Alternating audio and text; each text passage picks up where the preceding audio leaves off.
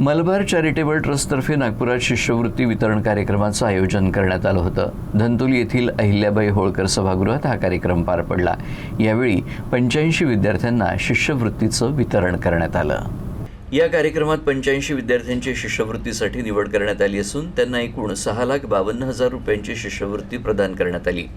यासोबतच विद्यार्थ्यांना प्रमाणपत्रांचंही वितरण करण्यात आलं। महाज्योतीचे मुख्य लेखा आणि वित्त अधिकारी प्रशांत वावगे यांच्या हस्ते प्रमाणपत्राचं वितरण करण्यात आलं। यानंतर ट्रस्टनं FY 2026-27 साठी राष्ट्रीय स्तरावरील CSR कार्यक्रमांची घोषणा केली।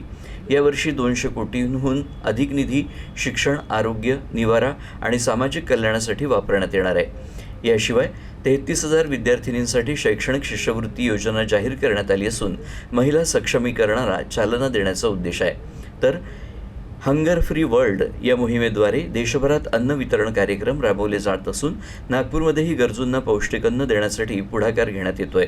तर वयोवृद्ध महिलांसाठी ग्रँडमा होम योजना तसंच मुलांसाठी मायक्रो लर्निंग सेंटर्स सुरू करून सामाजिक विकासाला चालना दिली जाते। ट्रस्टच्या मते या उपक्रमांमुळे लाखो लोकांना लाभ होणार असून सर्वसमावेशक विकासाला गती मिळणार आहे।